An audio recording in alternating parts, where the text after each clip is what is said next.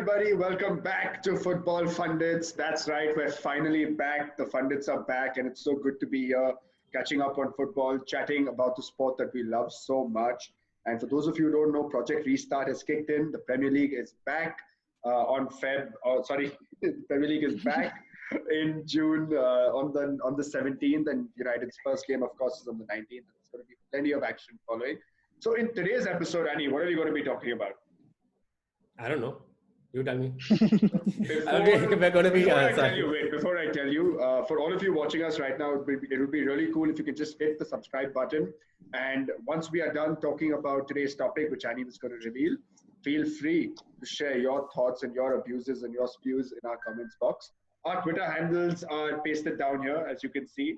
That's editing work for Annie later. He's going to figure that out. But Annie, what are we talking about today? So today we're going to be talking about our Premier League starting 11 up until February 2020. That is before we went into lockdown and the fixtures were cancelled. And we have some simple rules which Kaur will take us through because Abby loves breaking the rules. So it's not responsible to handle it. Yeah, I think the only thing we need to do here just to make sure that this is not a Liverpool starting 11 and I don't break my phone and you too after that, is that we're just doing max 4 people per team. That's the rule that we're going to stick with, just max 4 people per team. So this is going to be a little interesting in how we form this. Let's just jump into this. We're stretching into it.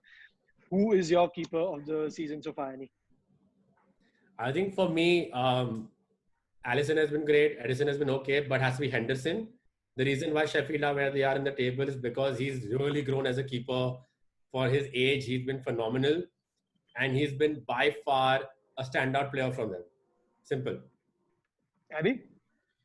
Very simple. Nick Pope from Burnley, because I think he's been in my fantasy league as a fluke from game week 1, and he's given me some incredible returns. I think he leads the charts on stats.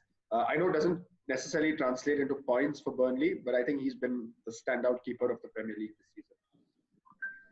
Yeah, I was gonna go with Alisson, honestly, but with the 4-player rule in mind, I think I'm gonna go with Annie on this one and go with Henderson as well. I think he's been phenomenal and he's been key to where Sheffield are, and he's just been absolutely outstanding between the sticks. And he could easily just be England #1 based on the season. So I think 2v1 we go Henderson in goal. Yeah. Let's move to right back. For me, right back is Aaron Wan-Bissaka. I know there's going to be the main discussion here, Trent versus Wan-Bissaka. I think just defensively, Aaron Wan-Bissaka is far superior. Yes, he has a lot more work to do in his attack, which he is getting to do, but just his phenomenal tackling sense and his improvement is, for me, Aaron Wan-Bissaka. Trent Alexander-Arnold. Full stop. No argument. For me, it has to be Trent. It's hurting me inside a lot. And I'm like it is like a knife coming out from inside out, but there's no option. It's Trent. He is so critical to the way that Liverpool play, the way that he does those overlaps. People don't talk about it, but he's a half decent finish. He's a goal scorer. He scores quite a bit. He's an assist maker. When was the last time we saw a left back pulling in so many assists? Sorry, right back, a full back pulling in so many assists. So for me, Trent. Yeah, I think let's move on Trent. Yeah, it's easy. Yeah, so I guess I've been outvoted on that one. Centre backs. For me, I'm just going to, I think Van Dijk, a no-brainer. And my partnership for him is Maguire. Just solidify this United defense that was extremely leaky with Smalling and Jones and all his predecessors. Second best defense in the top 5 leagues in Europe. I think Maguire gets the shout in that. Yeah, I think Virgil and Maguire for me is a good combination. Virgil has been hands down one of their best players over the last 3 years. Last year's Champions League final as well, and this year. From comparing him to like a best player, best defender, or best centre back in the Premier League ever is a joke. I don't want to go there. Like, he's not better than Vidic, but for the last 2 years, I think he's been outstanding. And Maguire, you gave the reason counts. I won't elaborate too much. Yeah, it's just for this season, I think so. Yeah, Van Dijk. Yeah. So I think Virgil van Dijk gets a spot. He walks into this Premier League team of 11, and he's already agreed with Kern on Maguire. So I don't have much of a say. Although I would say that I would give Leicester's Soyuncu a very big shout out as well. I think he was a very strong contender for us.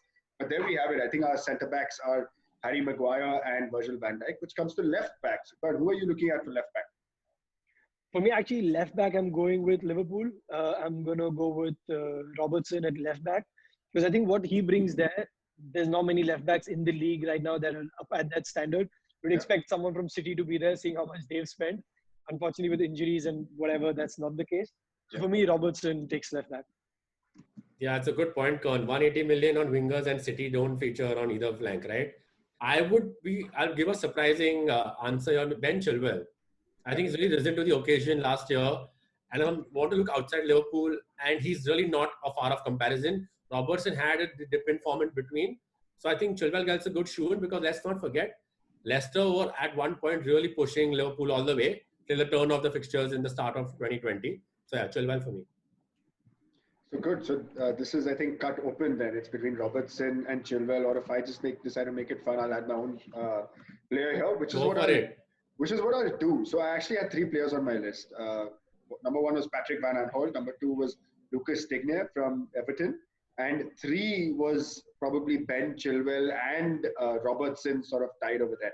Why I'm going to go with Robertson is, again, down to the fact that he actually completes the entire Liverpool fullback and defensive attacking unit. Again, I think his numbers and his statistics for this season have been exemplary for any left back, for any fullback in the Premier League. But a special shout out to Patrick Van Aanholt, who before his injury was by far the best left back in the league for me. And I think Lucas Digne is very underrated, even though he plays for Everton. For me, just to fill that left back part, I think if we tone, we might take it away from Robertson. My only argument being we've already gone Alexander-Arnold and Van Dijk. If we had Robertson in, then we have only one player up front from Liverpool, which might end up being the case. Might. But yeah. Speaking of which, are the three of us, do we unanimously agree on two players walking into a 4-3-3 midfield that we'd be looking at otherwise? Am I correct? I think that's the best way to do it. Yeah. Kevin De Bruyne and Bruno Fernandes. This is just to take this. I think for me, these are no-brainers. Do we just put the two of them there in midfield? I would put De Bruyne, but not Bruno for me. Oh, okay. I just feel, look, I love Bruno. I think he's made the side tick. He's been pivotal to our good run up until the lockdown. But I feel if I had to give that spot to Bruno, and assuming, let's leave out who we take as a CDM right now, the other attacking player I would want to give a shout out to still would be Sterling, or maybe Son. That's just my opinion. I'm looking at the whole season from last August, right? That's why. I don't know, but I think you've been outvoted there in any case, so I think we still stick to. It doesn't matter. I think Bruno is a shoe-in for me as well, even though he's just come in. Yeah. Impact that he's had is massive. He's winning all the Player of the Month votes. The players are voting him, managers are voting him. Everyone can see what a huge difference he's made to the Premier League. I'm just going away from the whole, oh my God, Bruno, I love Bruno. I'm just trying to stay away from that and being a little calm about it. But fair enough. I've been outvoted, so it's fine. Which begs the question, Kern, who is your holding midfielder? Who completes the three in the middle over there then in this team? That's actually the trickiest one for me. I don't think there's any one player who stood out as such for me in that position. People might argue Henderson. I honestly don't think so. Yes, as a leader, he might have affected the Liverpool team a lot. I don't think as a player in that role, it's made that much of a difference. I'm going to go with either a Neves or a Moutinho there because Wolves have done very well. I think that role for them has been key. So either a Moutinho or a Neves for me. Any of you concur? And we'll come back to you because you'll have to pick one. I won't let you hang on to it.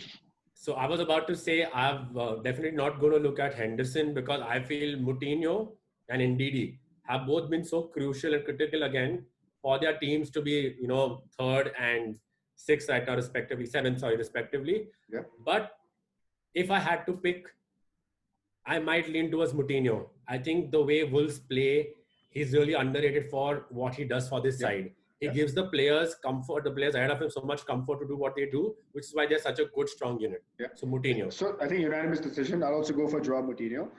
Interesting one that I'll throw in for you guys. In a way, I also feel good for the guy that he's getting the plaudits that he deserves because he's 33 years old. And as football fans, we've been hearing the name Joao Moutinho for almost 10 to 15 years now. He's always been that wonder kid, superstar midfielder, but his sort of CV wouldn't be the most impressive. He's had a stint at Porto, he had a stint at Monaco, now he's playing with Wolves. So I'm glad that his potential is still being sort of found out, and he's being, at least he's getting the vote of the football pundits in the Premier League team. Wasn't he the player like even Ronaldo spoke to during the penalty shootout?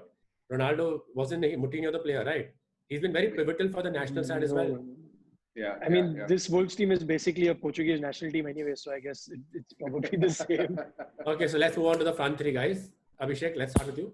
I've built my front three based on number one, primo factor, because it's striker and it's a position where you cannot hide the numbers. So for me, my front three is a combination of A, statistics, and two, contribution to their individual teams, and three, attacking flair. And just going by points 1 and 2, which is the stats and their contribution to their individual teams, I'm going to go with Jamie Vardy, Sadio Mane, and Pierre-Emerick Aubameyang. Yeah, when Abby started justifying so much, I thought he was giving a precursor to something extremely wild and then go with probably James Dean somewhere in there. But I actually agree with him. I think that's the front three for me as well. Aubameyang, I think, has been outstanding to Arsenal. If it wasn't for him, they'd be probably fighting for relegation right now, man, in a weird way. In the championship. In the championship, yeah.